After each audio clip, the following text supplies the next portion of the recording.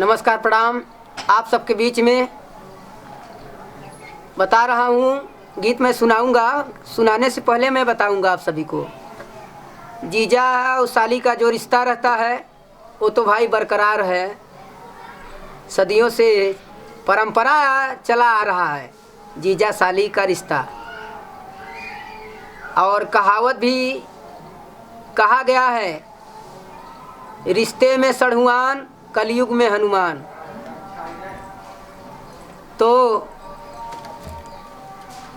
तो साली जीजा का जो जीजा है उनका भाई, मतलब कि उनका भाई और उनके साली से प्रेम होने लगा। तो कह रहा है क्या, तो गीत के माध्यम से आप सभी को सुना रहा हूँ, सुनिएगा केवल। अरे भैया तो हर साली हो,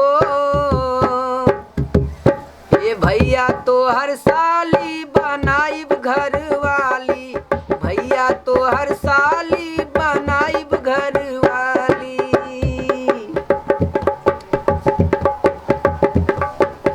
साउंड बजाइब डीजे बजाइब ताली, साउंड बजाइब डीजे बजाइब ताली, भैया हो तो हर साली बनाइब घर वाली, भैया हो तो हर साली बनाइब घर वाली।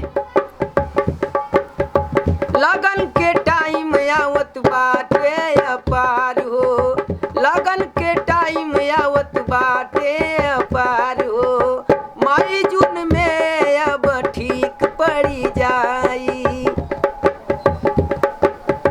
कितना बताई का उपाय हो जाई, संगी साथी है कुल काम हो जाई।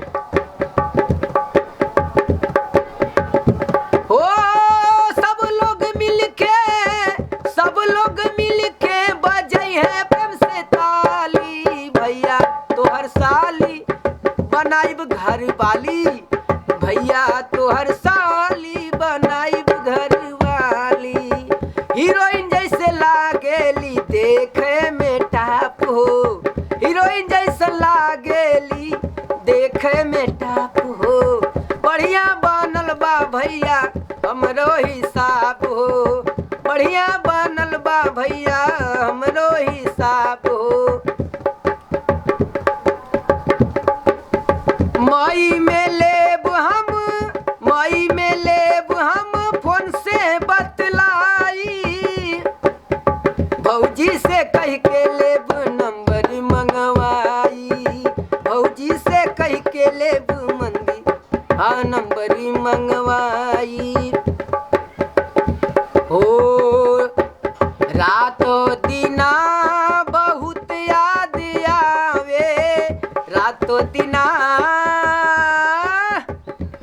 लड़का कह रहा है, मैं आपको केवल गा करके सुना रहा हूँ, हम नहीं कर रहे हैं, हम पर कृपा कीजिएगा आप सब, मेरा सुनाने का काम है। धन्यवाद। रातों दिन बहुत याद आवे, रातों दिन बहुत याद आवे, भैया तो हर साली बनाइब घर वाली, भैया तो हर साली बनाइब घर वाली, भैया तो हर साली बनाइब घर वाली।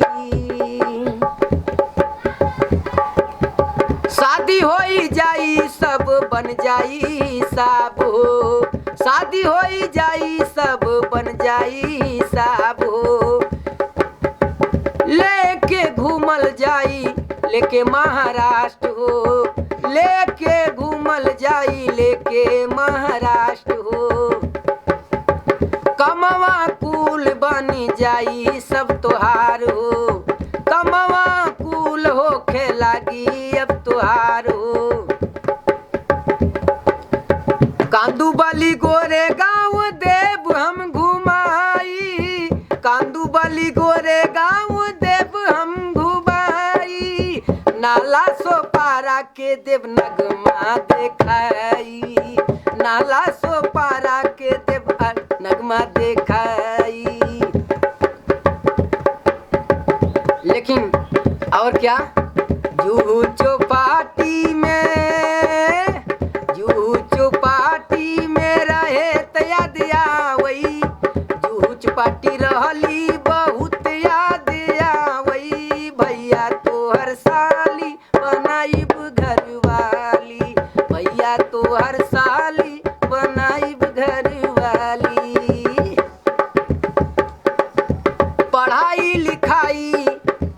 पढ़ाई लिखाई मोर हो जाई हराम हो, रसिया राहुल समझावे ले रोज हमके शाम हो, रसिया राहुल समझावे हमरा के शाम हो। नाश होई जाए पढ़ाई लिखाई, नाश होई जाए पढ़ाई लिखाई, ओ शादी करब होके लागी बढ़िया से पढ़ाई, शादी करब होके लागी बढ़िया से पढ़ाई।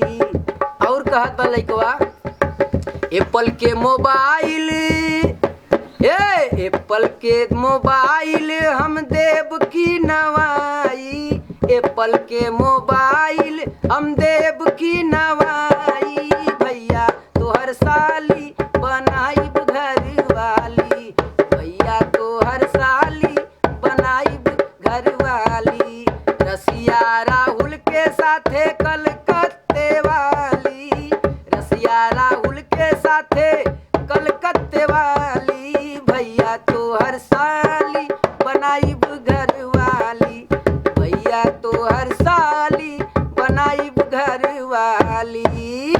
ओके, गीत हमारा अच्छा लगी तो आप सब लाइक सब्सक्राइब कमेंट जरूर कीजिएगा, अपना आशीर्वाद दीजिएगा। जय जय।